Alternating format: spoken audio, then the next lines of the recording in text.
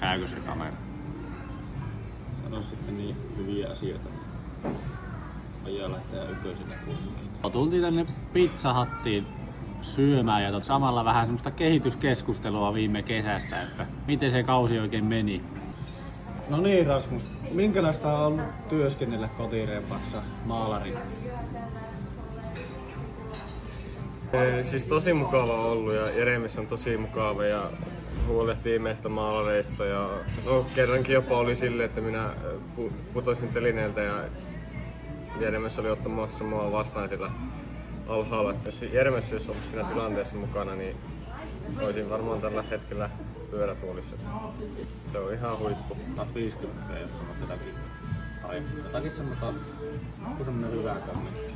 No Jeremis on varmaan tää Keski-Suomen paras ja ahkerin yrittäjä. Että Jes. Ei mitään, kiitoksia Rasmus kun olit mukana ja ei muuta kuin palaamisiin.